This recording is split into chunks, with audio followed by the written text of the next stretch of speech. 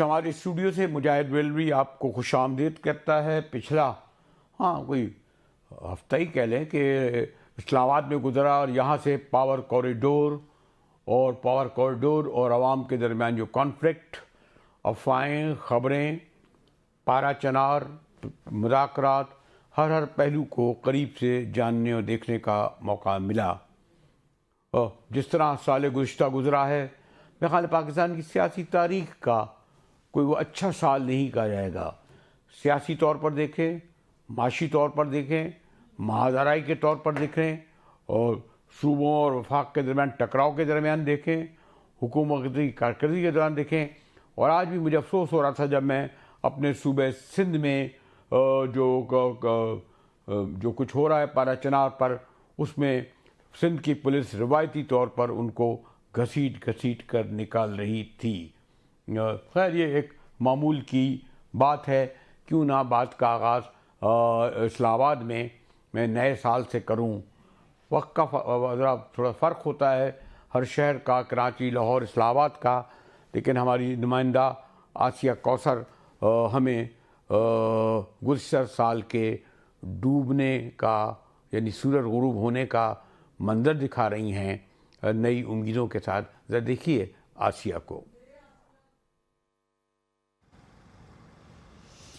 جی بالکل، 2024 کا سورج اپنی تلخ اور شیریں یادوں کے ساتھ جو ہے وہ غروب ہو چکا ہے، جہاں ہم دیکھ رہے ہیں کہ ایک طرف شہری جو ہے وہ نئے آنے والے سال کے جشن کی تیاریاں کر رہے ہیں، تو وہیں گزرے ہوئے برس کی جو تلخیاں ہیں وہ بھی ان کے ساتھ ہیں. کسی نے اپنے پیاروں کو کھویا ہے تو کسی نے کوئی نئے رشتے بنائے ہیں. لیکن بہرحال 2024 کا جو سورج تھا وہ اپنی تمام تر تلخیوں کے ساتھ اور اپنی تمام تر جو حسین اور خوبصورت یادیں تھیں ان کے ساتھ جو ہے وہ اب اس وقت غروب ہو چکا ہے. شہری ہمیں کافی زیادہ نئے سال کی آمد پر جو ہے وہ ایکسائٹڈ نظر آ رہے ہیں. نئے سال کی سیلیبریشن کے لیے مختلف جگہوں کے اوپر جو ہے وہ مختلف قسم کی سیلیبریشنز بھی رکھی گئی ہیں. کہیں فائر ورک کیا جائے گا، کہیں ماؤنٹین فالز جو ہیں وہ بنائے جائیں گے اور وہ جلائے جائیں گے. ساتھ ہی ساتھ ہم دیکھ رہے ہیں کہ اپنی فیملیز کے ساتھ جو ہے وہ شہری اس ڈوبتے ہوئے سورج کی کرنوں کے جو آخری نظارے تھے ان مناظر کو دیکھنے کے لیے ہمیں مختلف ویو پوائنٹس کے اوپر نظر آئے. تو وہیں نئے سال کی جو جشن کی تیاریاں ہیں وہ بھی عروج پر ہیں. لیکن یہ بھی سچ ہے کہ نئے سال کے آنے کے جشن کی جہاں پر ایک سائڈ پر تیاریاں کی جا رہی ہیں، خوشیاں منانے کی تیاریاں کی جا رہی ہیں، وہیں گزرے ہوئے برس کی جو تلخیاں تھی، جو پریشانیاں تھی، وہ بھی کچھ لوگوں کے ساتھ ہیں. کچھ لوگوں نے اپنے پیاروں کو کھویا تو کسی نے کوئی نیا رشتہ بنایا، لیکن اپنی تمام تر حسین خوبصورت یادوں کے ساتھ ساتھ جو تلخیاں تھیں ان کو لیا. 2024 کا جو نیا سال تو ویسے تو ایک ویسٹ میں منایا جاتا ہے. پاکستان جیسے ہم اس ریجن کے لوگ کم ہی اس طرح سال کو مناتے ہیں. میں نے سوچا کہ اس سے پہلے کہ تلخ ترش سیاست پہ گفتگو کی جائے، کیوں نہ، ویسے تو سوری ٹو سے میں اس طرح یقین نہیں رکھتا، لیکن ایک لائٹر سائڈ میں نے سوچا کہ ثنا ہمایوں جو ٹیرو کارڈ ایکسپرٹ ہیں ان سے ذرا معلوم کیا جائے کہ وہ سال گزشتہ کی روشنی میں سال رواں کو، سال مستقبل کے سال کو کس طرح دیکھتی ہیں. شکریہ ثنا، آپ نے وقت نکالا. اور پھر میں یہ کہوں گا، یہ کب سے یہ آپ نے اس پروفیشن کہہ لیں، شوق کہہ لیں، اس میں قدم رکھا ہے ثنا؟ السلام علیکم مجاہد صاحب. سب سے پہلے تو میرے تمام ناظرین اور حاضرین کو میری طرف سے نئے سال مبارکباد. اور very much for having me. بڑی مجھے کال آیا. بالکل جناب، 9-10 سال ہو گئے ہیں. پہلے ثنا آپ آواز میں فرق. جی جی جیسے جیسے پھر مجھے فائدہ ہوا تو میں نے سوچا کہ کیوں نہ اس سے پھر اوروں کو بھی فائدہ دیا جائے. تو بس سمجھ لیں کہ یہ 9-10 سال سے یہ علم میرے ساتھ چل رہا ہے. یہ آپ کے ساتھ یہ 9-10 سال سے علم چل رہا ہے، تو مجھے یہ تو اس میں کہتے ہیں کہ اس میں بھی کئی چیزیں ہیں. کچھ لوگ ہمارے ہاں پیشن گوئیاں کرتے تھے کہ جی فلاں حکومت گر جائے گی، فلاں حکومت اپنی مدت پوری کرے گی. پھر آیا تھا شخصیات کے حوالے سے، عروج و زوال کے حوالے سے. تو ایک بہت بڑا سبجیکٹ ہے. آپ یہ جو ٹیرو کا جو اسپیسیفک ٹیرو کارڈ ایکسپرٹ ہیں، وہ پھر ہمارے یہاں وہ ہوتے تھے طوطا سے ہم لوگ تو سڑکوں پہ نکالتے تھے جی میٹرک پہ پاس ہوں گے یا نہیں ہوں گے، داخلہ ملے گا نہیں ملے گا. پھر طوطے سے اور بات بڑھ گئی, پھر پرومس ہر جگہ نظر آنے لگے. آپ کیسے سے مختلف ہیں؟ جی ثنا. بالکل ایسا ہی ہے. اور تھوڑا سا یہ ہے کہ میں ٹیرو کارڈز میں نے یوز کیے تھے اپنی ڈائریکشن کے لیے, گائیڈنس کے لیے, not for the future predictions initially. لیکن obviously tarot cards has the tendency کہ وہ آپ کے ماضی, حال اور مستقبل تینوں وقتوں میں ٹریول کرتا ہے. It's an energy read. تو انرجی تو کے ذریعے تو آپ کہیں سے بھی صدیوں بعد والا حال بھی دیکھ سکتے ہیں اور صدیوں پہلے والا حال بھی دیکھ سکتے ہیں. تو آئی گیس میں نے شروع ایسے گائیڈنس کے لیے کیا تھا, لیکن لوگوں کو زیادہ تر اپنے مستقبل کو جاننے میں انٹرسٹ ہوتا ہے. تو میرے خیال سے اب لوگ اس کو ریلیٹ کرتے ہیں صرف فارچون ٹیلنگ سے, but it's more than that. اس سے کیا اس کی یعنی کہ میں تو اپنے بارے میں بالکل نہیں معلوم کرنا چاہوں گا, کیا میرے بارے میں بتائیں. تو سیاسی طور پر اگر آپ کیا پولیٹیکل اس کو ریلیٹ کرتی ہیں زیادہ چیزوں کو؟ پولیٹیکل آن انٹینٹ ہوتا ہے. جب مجھ سے پولیٹیکل لی جاتی ہے رائے تو میں کرتی ہوں. یوزلی میں پولیٹیکلی اپنے ٹیرو کارڈز ریڈ نہیں کرتی ہوں, کیونکہ الحمدللہ علم تو موجود ہے اور بہت سی ایسی چیزیں ہیں جو سامنے آ جاتی ہیں. تو پولیٹیکلی میں تھوڑا سا گھبراتی ہوں کہ کہیں ایسا نہ ہو کہ کوئی ایسی پیشن گوئی کسی شخصیت کے بارے میں صحیح ثابت ہو گئی تو کہیں مجھے لینے کے دینے نہ پڑ جائے. نہیں, میں نے لینے کے دینے نہیں پڑے کسی کے. میں یہ ہر ایک سوال کر رہا ہے بھائی قیدی نمبر 804 رہا ہوگا یا نہیں ہوگا اس سال؟ چلیں جی چلیں جی, آپ نے تو بہت ہی ڈائریکٹ اپروچ کر لی ہے. دیکھتے ہیں کہ میرے کارڈ جو ہیں وہ کیا کہتے ہیں کہ قیدی نمبر 804 جو ہے وہ رہا ہوگا یا نہیں ہوگا. اچھا جی, قیدی نمبر 804 کی جو مجھے نظر آ رہی ہے کہ 6 مہینے میں مجھے رہائی ہوتے ہوئے نظر آ رہی ہے. ابھی 5 مہینے کی مزید بیٹل مجھے نظر آ رہی ہے, لیکن پریشر بہت بلٹ اپ ہو گیا ہے. 6 مہینے میں مجھے نظر آ رہا ہے کہ 6 مہینے میں اس کی کاروائیاں تیز ہوں گی. تو 3, 6 اور 9 والا جو مہینہ ہے, تیسرے مہینے میں یا تو کچھ ایسا ایک دم سخت اقدام کیا جائے گا یعنی جنوری, فروری, مارچ سے ستمبر تک کا وہ میعاد ہے کہ جس میں قیدی 804 کی رہائی بہت عین ممکن ہے. اچھا, اور اگر قیدی نمبر 804 کی رہائی ممکن ہوتی ہے تو شریفوں کا کیا مستقبل دیکھ رہی ہیں؟ کیا یہ سال یا اپنی مدت پوری کریں گے؟ بجلی تو بہت زوروں سے گرے گی, لیکن مجھے لگتا ہے کہ انہیں ابھی بھی کافی انٹرنل سپورٹ ہے, اسٹیبلشمنٹ کی سپورٹ رہے گی. تو ساکھ تو بالکل نہیں گرے گی, لیکن تھوڑی سی ناخوشی میں اضافہ ہوگا. اور مجھے لگتا ہے کہ آگے جا کر کہیں نہ کہیں کوئی ایسی گٹھ جوڑ مجھے نظر آ رہا ہے کہ دل پہ چاہے پتھر رکھ کے آپ کو اقتدار کو ڈیوائیڈ کرنا پڑے. مجھے آگے یہ منصب نظر آ رہا ہے. چلیں, اور یہ یعنی پاکستانی لوگ بڑی مشکل میں ہیں, پریشانی میں ہیں. میں دیکھ رہا تھا مہنگائی بے شاہ ہے, پیٹرول مہنگا ہے, ڈالر کا کیا حال ہے, کوئی چیز دیکھ لیں. ابھی میں پڑھ رہا تھا کہ ہمارے 1.4 بلین 14 لاکھ بچے غربت سے مر جاتے ہیں, 4.5 کروڑ بچے اسکول ہی نہیں جاتے. کیا کوئی امید ہے کہ پاکستان کے ایک عام آدمی کی زندگی میں سدھار آئے گا؟ ٹھیک, دیکھتے ہیں کہ پاکستان اچھا چلیں بھائی, میں نے تو ثنا سے بنیادی خبر لے لی اور یہی بریکنگ نیوز ہے.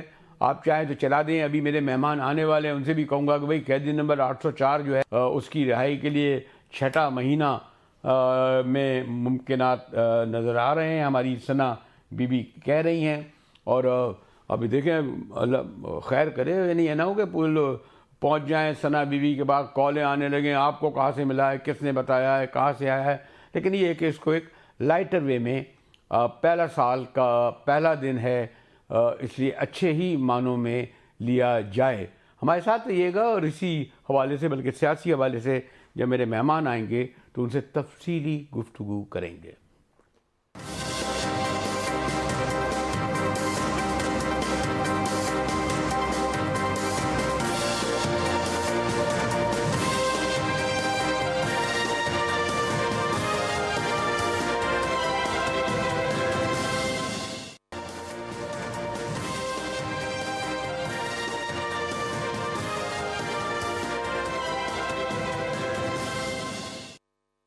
جی ٹی وی میں مجاہد بلوی، اور وہ بھی اسلام آباد اسٹوڈیو سے آپ کو خوش آمدید کرتا ہے. اور یہ بھی ایک طویل عرصے سے خواہش تھی. ویسے تو ہم شہروں گاؤں ملے کہ ہمارے محترم قمر قاہرہ صاحب پاکستان پیپلز پارٹی سے جو وابستگی تھی وہ ختم نہ ہونا خود ایک فخر کی بات ہے. ورنہ ہم نے بڑے بڑے لوگوں کو دیکھا ہے کہ کس طرح چھوٹی چھوٹی مصلحتوں اور خواہشوں کے لیے اپنے آپ کو، اپنے ضمیر کو فروخت کر دیتے. تو میں شکریہ کرتا ہوں قاہرہ صاحب کہ آج آپ یہاں ہمارے ساتھ تشریف لائے. اور آپ کی آمد میں تاخیر ہوئی تو میں نے سوچا کہ ذرا ہلکا ہے، نیا منظر دیکھا. ایک خاتون تھی، بڑی اچھی طریقے سے بتائی. میں نے کہا بھائی یہ 2-4 سوال پوچھے کہ شریف حکومت کب تک چلے گی. ساتھ میں یہ بھی پوچھ لیا کہ KG نمبر 804 کیا کب رہا ہوگا. کہنے لگی یہ مارچ سے لے کر شروع ہو جائے گا اور 6 ماہ میں رہا ہو جائیں گے. اب یہ حال ہو گیا ایسے ہم لوگوں کا کہ سیاست جو ہے اب ہمیں ٹیرر کیا کارڈ وارڈ والے بتاتے ہیں. اب طوطا فال سے ملک چلے گا. خیر دیکھیں یہ بھی ایک علوم بھی ہے. میں ایسے تمسخر نہیں تھا، ذرا تفنن کے لیے بات ہو گئی. لیکن سوال یہ ہے کہ لوگ اپنے اپنے اندازے لگاتے ہیں. مجھے کسی سے محبت ہوگی تو میں اس کے لیے آسانیاں سوچنے چلا جاؤں گا اور اس کے حق میں جو چیزیں آ رہی ہوں گی ان کے اوپر اپنا تھیسس بلڈ کر لوں گا. اگر مجھے کسی سے اختلاف ہوگا تو اس کے خلاف سوچنا شروع کر دوں گا. سیم آپ کے ساتھ ہے. خان صاحب کے ساتھ جن کو محبتیں ہوں گی وہ اس طرح سوچ رہے ہیں، اور جن کو شریف فیملی کے ساتھ ہوں گی یا پیپلز پارٹی کے ساتھ ہوں گی وہ اس طرح سوچ رہے ہیں. مجھے یہ پورا ہفتہ کچھ اسلام آباد میں رہنے کا موقع ملا. پشاور بھی گئے، آگے بھی جا رہے تھے. لیکن آپ کا بھی بڑا سیاست ہے. آپ کہنا کیا ہم نے کوئی یعنی جو طاقت کے ذریعے، بندوق کے ذریعے، سختی کے ذریعے، جبر کے ذریعے جس سے آپ تک گزرے ہیں، کیا کبھی مسئلے کا حل ہو سکا؟ کیا آپ نے بڑی سے بڑی سزائیں دے دی ہوں، پھانسی پہ لگا دیا ہو، پابندیاں لگا دی ہوں، کتنے ہی آپ کہیں کہ اس کا بیانیہ پاکستان کے خلاف تھا، ملک دشمن تھا، جھنڈے جلائے، مجسمے گرائے، الٹیمیٹلی کیا ہوا؟ ویتنام وار میں بھی جہاں 44,000 امریکی مرے تھے اور 1 لاکھ ویتنامی تھے، بعد میں ٹیبل پہ بیٹھے نا. ریلی صاحب ٹیبل پہ بیٹھنا تو بہت ہی ضروری ہے. جمہوریت کی اساس یہی ہے کہ آپ ڈائلاگ کے ذریعے معاملات کا حل نکالتے ہیں نا. اپوزنگ خیالات کے لوگ بیٹھتے ہیں اور پھر کسی ایک بات پہ اتفاق ہوتے ہیں. یہی طریقہ کار ہے میجورٹی کا. ہمارا مسئلہ اس سے ذرا تھوڑا ٹیڑھا ہو گیا، تھوڑا نہیں کافی ٹیڑھا ہو گیا، اس لیے کہ یہ اسلوب ہوتا ہے فیصلہ سازی کا، کہ آپ اکثریت جو ہے وہ کسی معاملے پہ اتفاق رائے کرتی ہے اور فیصلہ وہ پریویل کرتا ہے. اس کو اپوزنگ لوگ بھی ہوتے ہیں. جمہوریت کے اساس یہی ہے. لیکن ہمارے ہاں یہ ہوا ہے کہ ہم بیسک پرنسپلز پہ، وہ بھلے سیاسی تھے، وہ سماجی تھے، وہ اخلاقی تھے، بلکہ سو کالڈ مسلکی اور مذہبی تھے، ان پہ بھی ہم کمپرومائز کرتے گئے، وقت گزارتے گئے. اور جب سپریم لا کو لا نہیں مانا، اس کو عزت نہیں دی، تو پھر عام قانون کی عزت کیا؟ جب ہم نے اپنے مذہبی قانون کو عزت نہیں دی تو سماجی قانون کیا؟ اور پھر ہم کنٹرڈکشنز میں رہتے رہے.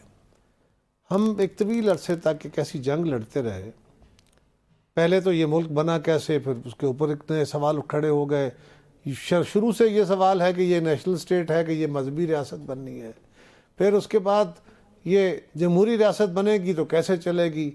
کیا فوجی حکمرانی آتی رہی تو اس نے بھی اپنے ایک نئے گل کھلائے، پھر نئے تجربے. تو یہ تجربہ گاہ بن گیا. اس کے نتیجے میں ہوا یہ کہ جو قدریں ہماری وقت کے ساتھ ساتھ بہتر اور مستحکم ہونی چاہیے تھیں، انگریز کی غلامی سے نکل کے آزادی کی زندگی گزارنے کے ساتھ ساتھ وہ قدریں ختم ہو گئیں یا بہت کمزور ہو گئیں. اور یہ جو سماج ہوتے ہیں نا، سماجوں کو آئین اور قانون نہیں باندھتا. آئین اور قانون صرف ریگولیٹ کرتا ہے. جو باندھنے والی چیز ہوتی ہے وہ ویلیوز ہوتی ہے. وہ سماجی، اخلاقی، مذہبی، یہ ویلیوز انسانوں کو اور سماج کو باندھتی ہیں. لیکن قاہرہ صاحب، لوگ سیاستدان کی طرف کیوں دیکھتے ہیں؟ چرچل کا بہت بڑا واقعہ ہوا نا کہ ہم جنگ بڑی سنجیدہ چیز ہوتی ہے، ہم اس کو جنرلوں پہ نہیں چھوڑ سکتے. اب یہ جو سیاستداں ہیں وہ آگے 10 سال اور 20 سال اور 50 سال دیکھتا ہے. جیسے بھٹو صاحب ویژنری سیاستداں تھے اور ان کا لیکن بلکہ میں تو پریس کلب بیٹھا تھا تو کچھ بڑے مذہبی رہنما کچھ دانشور ہمارے ساتھ بیٹھے تھے. بھٹو صاحب جیسے لوگوں کی ضرورت نہیں ہے ہمیں نارمل آدمی چاہیے تھا کہ مفتی محمود یہ لوگ شاہ احمد نورانی. بس ایک یہ بھی وجہ ہے کہ ہمیں بڑے لوگ نہیں چاہیے, ویژنری لوگ نہیں چاہیے. پھر اس کا یہی ہونا ہے نا جو ہو رہا ہے. ویژنریز کے ساتھ پرابلم یہ ہوتا ہے نا کہ وہ آپ کو وہ باتیں بتا رہے ہیں جن کو آپ سمجھ نہیں آ رہی ہوتی, اور جب آپ وہ وقت گزار بیٹھتے ہیں, وہ کہتے ہیں نا کہ عقل مند اور نالائق میں فرق یہ ہوتا ہے کہ عقل مند اور نالائق بات ایک ہی کر رہے ہوتے ہیں. عقل مند وقت سے بہت پہلے اس کا اشارہ کر رہا ہوتا ہے کہ اس کا پریمپٹ کر لو, یہ کام ہو جائے گا. بیوقوف جو ہوتا ہے میرے جیسا, وہ جب سر پہ آ پڑتی ہے پھر وہ کام کرتا ہے, لیکن وہ وقت گزر چکا ہے. وقت کا میں اس لیے زیادہ میں براہ راست سوال کروں, اس وقت جو جن کے ہاتھ میں عنان اقتدار ہے اور جو ان کا ویژنری ہے, کیا آپ یہ سمجھتے ہیں کہ مستقبل میں آنے کا بعد ہر صورت میں وہ کامیابی ہوں گے, اور جو اس وقت وکٹم ہے اس وقت جو ہے وہ اس کو ناکام ہونا ہی ہونا ہے؟ بریلوی صاحب اگر مجھ سے سچ پوچھیں تو میں تو یہ سمجھتا ہوں کہ طاقت مسائل کا حل نہیں ہوتی, لیکن طاقت کے بغیر بھی مسائل حل نہیں ہوتے. ان دونوں کے درمیان آپ نے ایک بیلنس کرنا ہوتا ہے. اگر وہ بیلنس نہیں ہوگا تو معاملہ نہیں چل پائے, جو کہ نہیں ہے. اب ہمارا پرابلم یہ ہے کہ ایک طرف اگر آپ سے سمجھتے ہیں, فرض کریں ایک فرق ہے, ایک فریق ہے جس نے قانون توڑا ہے, جس نے آئین توڑا ہے, جس نے فلاں فلاں فلاں پتہ نہیں کو کیا کچھ کیا, الزامات ہیں. آپ اس کو ایک دم کہتے ہیں کہ جی پچھلے سارے چھوڑو, آؤ آ کے بیٹھ جاؤ. ایسا ہو چکا ہے, کئی دفعہ ہو چکا ہے. ریزلٹنٹلی کیا ہوا ہے, ڈکلائن میں گئے ہیں. اس سے بہتری تو نہیں آئی. اپنے دور میں حیدرآباد ٹریبونل کیس بنایا, کیا ہوا اس کا؟ نقصان ہوا. تو کیا ہوا؟ تو میں تو یہ کہہ رہا ہوں. لیکن دوسری طرف یہ ہے کہ اگر آج آپ طالبان کے ساتھ بیٹھ کے ڈائلاگ کرنا چاہتے ہیں, کر کے دیکھ لیں کیا ماضی میں کیا ہوا. آپ نے اگر مذہبی انتہا پسندی کو ایک ہتھیار کے طور پہ سماج کے اندر استعمال کرنے کی اجازت دے دی اور مشروم گروتھ کرا دی اس مائنڈ سیٹ کی, تو آج اس کا خمیازہ بھگتیں گے نا. اگر مختلف اوقات میں بننے والی حکومتیں اور ادارے اس فکر کو استعمال کرتے رہے, وہ فکر آج آپ کو کھانا شروع ہو گئی ہے, یہ بڑے عرصے سے کھا رہی ہے, اب تو بہت خوفناک رنگ میں اس کو کرنے والے آج بیٹھے ہوئے ہیں نا, جو بھی بیٹھے ہیں. میں یہ نہیں کہہ رہا, یہ کہوں گا سب سے بڑے تو آپ کے اتحادی میاں صاحب بیٹھے ہیں جنہوں نے اسامہ بن لادن سے جیسے $1 کروڑ اس لیے لیے تھے کہ ہم بے نظیر کی گورنمنٹ نہیں آنے دیں گے. کون سا حساب کتاب ان سے اس بات پہ لے رہا ہے؟ دیکھیں یہ تو نام ہی لے لیتا ہوں, یہ حساب تو عوام نے لینا ہوتا ہے نا. مسئلہ کیا ہے؟ مسئلہ یہ ہے کہ اگر آپ کے فکر کے اندر, آپ کے میجورٹی کے اندر مجاہد بریلوی اور قمر زمان جیسے جو سرپھرے ہوں, وہ تو یہ باتیں کرتے رہے, لیکن سماج کے اندر میجورٹی آج بھی اسامہ بن لادن کو اپنا ہیرو مانتی ہو یا اس فکر کے ساتھ چلنا چاہتی ہو. آپ کے جو مذہبی لوگ ہیں میں یہ کہنے کی حد تک تو ضرور آئین کے ساتھ اور قانون کے ساتھ اور جمہوریت کے ساتھ ہے, لیکن بنیادی طور پہ وہ ویسا ہی ایک نظام طاقت کے ذریعے نافذ کرنا چاہتے ہیں جو بارڈر پار افغانستان کے اندر نافذ ہوا ہے. آپ کے ہاں طالبان جو کچھ کر رہے ہیں, ٹی ٹی پی روز ہمارے بچوں کو, ہمارے سپاہیوں کو, ہمارے جو معصوم سیولینز کو, پولیس کو, رینجرز کو, سب کو شہید کر رہے ہیں روز. وہ ہمارے ملک کو جموں ایسے کر کے جکڑے ہوئے ہیں, لیکن ہمارے ہاں بہت سارے لوگ ہیں جو ان کے لیے ویل وشرز ہیں, ان کے لیے دعا گو ہیں. قاری صاحب آپ کا بڑا سیاسی تجربہ ہے, 10واں ہو گیا گورنمنٹ کو, یہ کیا اس طرح گورنمنٹ چلے گی؟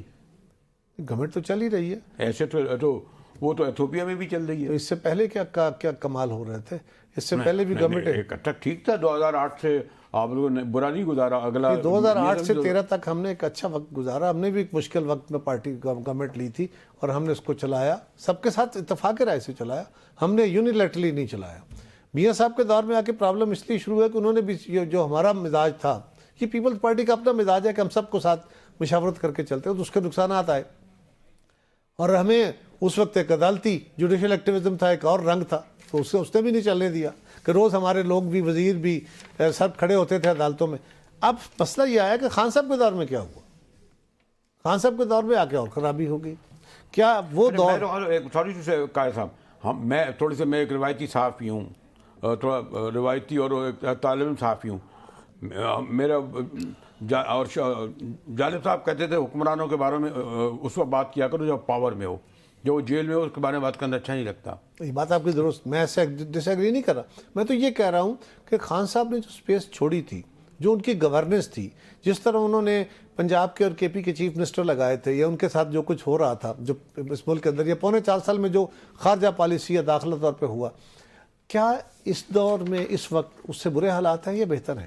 آپ کیا خارجہ پالیسی میں پچھلے 10 ماہ میں اگر آپ زندگی کے کسی ایک شعبے میں جائیں، ایسے کو آپ بیٹھیں اور جس طرح آپ کو بیٹھیں اور جنہوں نے بٹھایا ہے وہ بھی آپ کو علم ہے، پیٹرول کی قیمت کم ہوئی، روپے کا قدر ختم ہوا. آج بھی میں پڑھ رہا تھا کہ 14 لاکھ بچے بھوکے مر رہے ہیں، 4.5 بچوں ویسے ہی ہیں، 485 ارب روپے کے آپ کے پبلک سیکٹر کھا گیا. ایک شعبے میں کسی رمق میں ایک اسٹیپ فارورڈ دیکھوں، جبکہ اب آپ کے 2 گورنر بھی ہیں، 2 وزیر اعلیٰ بھی ہیں، صوبے سندھ میں بھی کوئی آئیڈیل سچویشن نہیں ہے. تو جو پچھلے 10 سال میں آپ بیٹھے ہوئے کوئی ایک چیز تو بتائیے. بریلوی صاحب، ایک تو یہ ہے کہ میں ایگزیکٹو کا حصہ نہیں ہوں. ہم آئینی عہدوں پہ بیٹھے ہیں، آئینی عہدوں کے پاس ایگزیکٹو اتھارٹی نہیں ہوتی، فیصلے حکومتیں کرتی ہیں. بٹ میں اس کو ایک طرف رکھتے ہوئے، اس وقت کوئی ایک چمتکار ہے کسی کے پاس کہ جب ایسے چٹکی بجائے یا مہینے میں اکانومی درست کر دے، یا پاکستان کے سارے آپ کے پاس نہیں ہے تو آپ یہ کریں گے کہ 100% تنخواہ بڑھا دے پنجاب گورنمنٹ؟ یہ پنجاب گورنمنٹ سے پوچھیے گا. میں ان کا ترجمان نہیں ہوں. نہیں ترجمان نہیں، جب آپ حکومت کا حصہ ہیں. نہیں، میں حکومت کا حصہ نہیں ہوں. آپ کی مذمت تو کر سکتے ہیں. میں حکومت کا حصہ نہیں ہوں، لیکن میں ان کو سپورٹ کر رہا ہوں. یہ بات اس بات پہ بھی سپورٹ کریں گے آپ؟ آپ لوگوں کے پاس کھانے کو نہیں، آپ 400% تنخواہ 100% تنخواہ بڑھا دیں. دیکھیے پنجاب اسمبلی کے لوگ، یہ بحث ایک اور طرف چلے گی، میں اس پہ بھی بات کرتا ہوں، اس پہ بھی کرتا ہوں. لیکن ایک بات ذہن میں رکھیے، کیا اس وقت ہماری اکانومی کی صورتحال بہتر ہونی شروع نہیں ہوئی؟ کیا پیٹرول کی قیمتیں ایک دفعہ بہت چڑھی تھی، اب کم ہوئی کہ نہیں ہوئی؟ کیا مہنگائی کی شرح کم ہوئی کہ نہیں ہوئی؟ مہنگائی کی شرح بڑی نہیں، شرح کم نہیں ہوئی. کہ نا، مہنگائی کم دنیا میں کہیں بھی نہیں ہوئی. دنیا میں جب مہنگائی ہوتی ہے تو آپ انکم بڑھاتے ہیں، اس کی شرح کوئی روکا جاتا ہے. ہاں، کچھ فیکٹرز وہ ہوتے ہیں جہاں پہ جیسا تیل ہے، عالمی منڈی میں تیل چڑھ جائے گا تو تیل کم ہو جائے گا، لیکن ادر کموڈیٹیز کی قیمتیں، فرض کریں آپ چاہتے ہیں کہ جو ہمارا کھانے پینے کے اشیاء ہے یہ سستی ہو جائے، یہ سستی ہوں گی تو کسان کو پیسہ نہیں ملے گا. اگر کسان کو اس کی فصلوں کی قیمت ملے گی، یہ مہنگی ہو جائے گی. بیٹھے ہوئے نہیں جتنے بھی لوگ آلو لینے جاتے ہیں، 100 روپے کے 200 روپے ملتا ہے. ٹماٹر کس ٹائم پہ ملتا ہے؟ کوئی چیز آپ آلو ٹماٹر سب چیزوں کی ریٹ کم کر کے لے آئیں 50 روپے پہ، لوگ خوش ہو گئے. کیا اس کے بعد کسان کو وائبل رہ جائے گا کہ وہ آلو کسان لگائے، وہ ٹماٹر لگائے، وہ گندم لگائے؟ تو گورنمنٹ میں بیٹھے ہوئے آپ نے یہ بھی دیکھنا ہے کہ عام آدمی کی زندگی میں سہولتیں آئیں اور کسان کو بھی سہولت ملے، کیونکہ اس نے یہی امتزاج ہے، یہی بیلنس ہے. اگر یہ نہیں، سنیے، اگر کسان کو یہ بیلنس نہیں دیں گے آپ تو وہ فصل نہیں لگائے گا. پھر کیا کریں گے؟ پھر امپورٹ کریں گے، سبسڈیاں دیں گے. کہاں سے دیں گے؟ قاہرہ صاحب مذاق ہو رہا ہے. آپ یہاں کی ایئر لائن 10 روپے میں بیچ رہے ہیں، آپ 480 نہیں، وہ 10 ارب میں نہیں بکی نا، آپ 458 ارب روپے لوگوں میں بانٹ رہے ہیں. نہیں، صاحب ہمیں تھوڑی سی کنسنٹریشن کے ساتھ گفتگو کر لینی چاہیے. میں یہ چاہ رہا ہوں کہ کیونکہ پھیلتی جائے گی تو پھر اس کا دائرہ وقت تھوڑا ہے نا. سو عرض یہ ہے کہ جہاں تک تعلق مہنگائی کا ہے، یہ مہنگائی کم ہوئی ہے، اس کی بڑھنے کی رفتار کم ہوئی ہے. آج جو ڈسکاؤنٹ ریٹ ہے وہ بہتری ہوئی ہے، کاروبار میں ایزمنٹ بہتر ہوئی ہے، بے شمار کام وہ ہیں. آپ کی سٹاک مارکیٹ بہت بہتر ہوئی ہے، ایکسپورٹس بڑھی ہیں، ریمیٹنسز بڑھی ہیں. اب ہر وقت یہ کہیں کہ جی کچھ نہیں ہوا، یہ مناسب نہیں. پولیٹیکل ٹینشن کم ہوئی ہے؟ نہیں، میں اسی پہ آنے لگا ہوں. بہت کچھ ہونے والا ہے. ابھی جو کچھ ہوا ہے یہ بھی کنسولیڈیٹڈ نہیں ہے، اس کو بھی ابھی پکا کرنا ہے، اس کو بھی سسٹینیبل بنانا ہے. یہ گورنمنٹ اس طرف چل رہی ہے. میں سمت کی حد تک گورنمنٹ کے ساتھ ایگری کرتا ہوں، لیکن سارے اہداف پورے نہیں. سیاسی تصادم میں، سیاسی ماجرائی میں کم ہوئی ہے. آپ کی پارلیمنٹ بل پاس کر رہی ہے کہ لوگوں کو، سویلین کو ملٹری کوڈ کے تحت سزائیں دی جائیں. آپ کی خواتین جیلوں میں جائیں تو غلط، اور وہ جو 15 عورتیں پڑی ہوئی ہیں ڈاکٹر یاسمین ربیع جمیل 1.5 سال سے، مجھے بڑی تکلیف ہے ڈاکٹر یاسمین صاحبہ کا، میں بہت احترام کرتا ہوں. لیکن ایک بات یاد رکھیے بریلوی صاحب، قانون کے تحت، آئین کے تحت اگر کوئی عدالت بنتی ہے تو آپ کو اور مجھے اس پہ تنقید کرنے کا حق ہے. کوئی ملٹری کوڈ قانون سے بالا تر ہوتا ہے؟ نہیں، ابھی بھی نہیں، ایسا نہیں ہے. کرے عمران خان صاحب کے دور میں ملٹری کوڈ سے لوگوں کو سزائیں ہوئیں. آپ نے آئین کے اندر امینڈمنٹ کر کے قانون بنا کے، جب اے پی ایس کا سانحہ ہوا تھا تو ملٹری کوڈ بنائی نا، تو قانون کے تحت بنائی. پی ایس کے واقعے کے بعد میں وہی گزارش سننے لگا، سنیے. اس کے بعد کوئی 150 پونے 200 لوگوں کو سزائیں ہو گئیں. اس پہ سزائیں ہوئیں تو وہاں کے چیف جسٹس تھے اس وقت سیٹھ صاحب، بعد میں جو فوت ہو گئے تھے، انہوں نے وہ ملٹری کوڈ کی سزائیں ساری ختم کر دی. اس کے خلاف اپیل کی تھی عمران خان صاحب نے کہ ملٹری کوڈ کی سزائیں درست ہیں. یہ کوئی آئیڈیل نہیں ہوتا. ملٹری کوڈ کا ٹرائل سیولینز کا کبھی بھی ہم آسن قدم نہیں ہوتا، لیکن یہ ایک نیسیسری ایشو کے طور پہ لیا جاتا ہے. مسئلہ کیا ہے؟ اگر ملٹری کی انسٹالیشنز پہ یا ملٹری کے لوگوں پہ اٹیک ہوں گے تو کون سے قانون کے تحت؟ یہ بھی ثابت نہیں ایک ہوا. چھوٹا سا نہیں، ثابت تو ہو رہا ہے نا جی، وہ اس کے ٹرائل ہو رہے ہیں. اور اگر ملٹری کورٹ میں سزائیں ہوئی ہیں تو اب آ کے سپریم کورٹ میں اس کا اپیل ہو جائے گی، کلیئر ہو جائے گا. اگر وہاں سے غلط ہوئی ہے تو یہاں سے ٹھیک ہو جائے گی. تیسری گزارش یہ ہے کہ یہ جو تاثر ملٹری کورٹ کا ہے نا، تاثر یوں دیا جاتا ہے کہ جیسے فوج نے اپنے طور پہ کچھ عدالتیں لگائیں، بندے پکڑے، ان کا ٹرائل کیا. ایسے ہوا نہیں ہے. کہاں ہوئی اور کہاں لگی کوڈ؟ مجھے کوڈ لگتی، مجھے بلائیں، آپ کو بلائیں، بیٹھے. میں اس پہ عرض کرتا ہوں لوگوں کو ایف آئی آر اس کے پاس، پولیس کے پاس سرٹن سیکشنز کے تحت، اور اس کے بعد حکومت وقت نے وزارت دفاع کو کہا، فوج کو کہا جائے ملٹری کورٹس قائم کی جائیں. یہ قانون کے تحت آپ کی سیولین گورنمنٹ نے فوج کو کہا ہے، فوج نے اپنے طور پہ عدالتیں قائم نہیں کی ہیں. یہ ذرا اس کو تصحیح کر کے چلو. اور یہی ایک بہت بڑا جو ہے وہ سیاسی جماعتوں کا کرائم ہے، یہ آپ کا کہ انہوں نے فوجیوں کو کہا کہ سیولین پہ چلاؤ. آپ کا یہ حق ہے. آپ پر چلے تو غلط، ان پہ چلے تو صحیح. ریلی صاحب، یہ آپ کا حق ہے کہ آپ اس کو اس طرح سوچیں اور دیکھیں. بالکل رائٹ ہے آپ کا، میرا بھی رائٹ ہے، اور باقی اس ملک کے الیکٹوریٹ کا بھی حق ہے، جو الیکٹڈ نمائندے بیٹھے ہیں ان کا بھی حق ہے. اس لیے کہ قمر زمان اکیلے کی رائے کے اوپر تو حکومت نے اپنے رائے نہیں بدل دینی، وہاں میجورٹی کی رائے چاہیے. ان اقدامات سے اس طرح صورتحال بہتری سے جائے گی؟ اچھا، اس سارے کو چھوڑ دیتے ہیں، یہ ساری کوٹیں ختم کر دیتے ہیں، سب کو کھلی چھٹیاں دے دیتے ہیں، آؤ آ کے ڈی چوک میں بیٹھ جاؤ، حکومت کا نظام بند کر دو، سڑکیں بند کر دو اور ملک کے اندر انارکی پھیلا دو. کیا اس سے نظام ٹھیک ہو جائے گا؟ جیلوں کے دروازے کھول دیتے ہیں، کیا اس سے بہتر ہو جائے گا؟ نہیں. تو پھر تو اس کا یہ سمجھ جا رہا ہے کہ وہ جس کا غلط یا صحیح، اسی قیدی نمبر 800 کا بیانیہ چل رہا ہے، اسی کے کہنے پہ ہزاروں لوگ آ رہے ہیں، اسی کہنے پہ لوگ آ رہے ہیں. اس کے معنی وہ اس کا بیانیہ تو وہیں کھڑا ہے. تو اس کا مطلب ہے کہ وہ پاپولر لیڈر ہے، اس کو ہر کچھ کرنے کا اختیار ہے، بھلے وہ قانون اور آئین کی ایسی تیسی ہو رہی ہے. جیسے آپ کے جو لوگ جو پاپولر تھے، آپ بھی اس طرح کے فیصلے کرتے تھے. ہم کرتے تھے، اگر ہم نے غلطی کی تو سزائیں بھگتے ہیں. یہ تو طریقہ نہیں ہے نا کہ کسی کو صرف میئر پاپولیرٹی کی بنیاد پہ یہ اختیار دے دیا جائے. ریلوی صاحب، پاپولیرٹی ایک اور چیز ہے، بالکل ان کا حق ہے، لیکن پاپولیرٹی کو کسی ضابطے کے تحت رکھنا ہے. اگر ضابطے توڑیں گے تو اس کے اندر پاپولر اور ان پاپولر کو نہیں دیکھا جائے گا. اتنا سینئر سیزنڈ محترم قمر الزمان قاہرہ صاحب آنے والے دنوں میں امید کی کوئی کرن دیکھ رہے ہیں؟ گریجولی چیزیں بہتری کی طرف جا رہی ہیں. دونوں طرف کی کمیٹیاں بیٹھی ہیں. اللہ کرے یہ کمیٹیاں کوئی بہتر راستہ نکالیں اور خان صاحب اپنے انا کے گھوڑے سے نیچے اتر آئیں. ماضی کی طرح وہ چیزوں کو بائیکاٹ نہ کریں. بریلوی صاحب، ڈائلاگ پیپلز پارٹی نے شروع کرائے تھے 2023 اپریل. ہم نے کوشش کی تھی، ڈائلاگ شروع ہوا تھا، سپریم کورٹ آ کے مداخلت کر لی، پھر بھی ہم نے ڈائلاگ کیا تھا، اور اس ڈائلاگ کے نتیجے میں ہم ایک نقطے پہ پہنچ گئے تھے. کرائسس کھڑا نہیں. ایک آخری بات، صرف 6 مئی کو تیسری میٹنگ ہوئی تھی اس کمیٹی کی جو پی ٹی آئی اور گورنمنٹ کی تھی، اور اس میں چیزیں طے پا گئی تھیں. خان صاحب نے یونیلیٹرلی وڈرا کر لیا اور اس کے نتیجے میں 9 مئی ہو گیا. یہ میں نے کیا تھا، میں تو ڈائلاگ کے لیے تھا جس کو روز گالیاں پڑتی تھی. یہ جو 8 فیبروری کو الیکشن ہوا، پیپلز پارٹی نے پھر 13 فیبروری کو سی کر کے فیصلہ کیا کہ یار یہ الیکشن کے اوپر سوال اٹھ گئے ہیں بہت بڑے، ہمارے بھی سوال تھے، لہذا جماعتوں کو اکٹھا کر کے اس پہ کوئی رستہ نکالا جائے. رات کو ہم فیصلہ کر کے بیٹھتے ہیں، صبح خان صاحب کا بیان آ جاتا ہے پیپلز پارٹی، مسلم لیگ اور ایم کے ہم سے مذاکرات نہیں ہو سکتے. اب بتائیں ہم کیا کریں؟ آپ کو بھی علم ہے قاہرہ صاحب، آپ کو بھی علم ہے کہ یہ بیسر غور کیا ہیں، اسد کیسر کیا ہیں، عمر قیوب کیا ہیں، کتنی مذاکرات کر لیں. اگر قیدی نمبر 804 کو رہا نہیں کہہ سکتا تو لوگ انہیں اٹھا کے باہر پھینک دیں گے. آپ بھی جانتے ہیں مجھ سے زیادہ.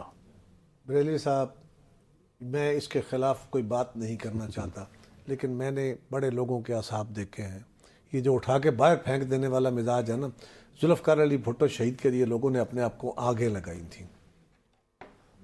اس طرح نہیں ہوتا. آپ اپنے اداروں سے لڑ کے رائٹس نہیں لے سکتے. آپ نے گریجول سٹرگل کرنی ہے. آپ نے اداروں کو بھی سپیس دینی ہے کہ وہ پیچھے ہٹتے چلے جائیں. اداروں کو بھی سپیس دینی ہے. یس، دینی ہے آپ نے، اس لیے کہ آپ کے اداروں کو بھی سپیس دینی پڑے گی.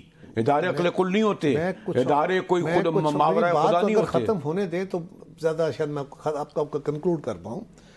اس وقت جو صورتحال ہے، اداروں کا بھی ایک ہینگ اوور ہے ماضی کا پورا، اور ایک مزاج بن چکا ہے. کلونیل دور سے آتے ہوئے جب ڈائریکٹ رول آیا اور انڈائریکٹ رول آیا تو ایک مزاج بن گیا. اب اس مزاج کو اپنے تبدیل کرنا ہے. آپ کا یہ خیال ہو کہ آپ دھکا دے کے ادارے کو اور بیرک میں بھیج دیں گے تو آپ کر لیجئے. میرا یہ خیال ہے کہ ایسے نہیں ہے. آپ نے ادارے کو بھی سپیس دینی ہے اور اپنی سپیس کو بڑھانا ہے گریجولی. یہ اپنے ایوولوشنری پروسیس سے جانا ہے. یہ انقلابیوں والے جو نعرے ہیں یہ اداروں کے ساتھ لڑ کے نہیں چل سکتے. لیکن آپ کو بھی علم ہے، ہم اور آپ جو اسلام آباد میں بیٹھے ہیں اور میں بھی یہ بیٹھا ہوں، میں تو بلوچستان کو بھول گیا، میں تو سندھ کو بھول گیا. میرے یہ خیال میں اسلام آباد میں بیٹھی ہوئی ایلیٹ، یہاں کا حکمراں اس بات سے بے خبر ہے کہ بلوچستان میں صورتحال کتنی سنگین، ادھر پارا چنار میں آپ کے سامنے ہے، کے پی کے اس طرف کیا ہو رہا ہے، اور یہ سب مل کر اگر ایک اس پر نہیں بیٹھے تو آپ کو بھی علم ہے کہ ہم نے دیکھا ہے. کبھی ایسا ہوا کہ سب مل کے بیٹھے ہوں تو مسئلے حل ہو گئے ہوں؟ ہم نے اپنے دور میں اے پی سیز کی تھی اور اس سے مسئلوں کا حل نکالا تھا. اب کیا کریں اگر ایک جماعت بیٹھنا ہی نہیں چاہتی؟ آج اللہ اللہ کر کے انہوں نے ایک کمیٹی بنائی ہے. میں اسی لیے تو کہہ رہا ہوں اللہ کرے اب یہ نہ ماضی کی طرح اس کمیٹی کو بھی ڈسون کر دیں.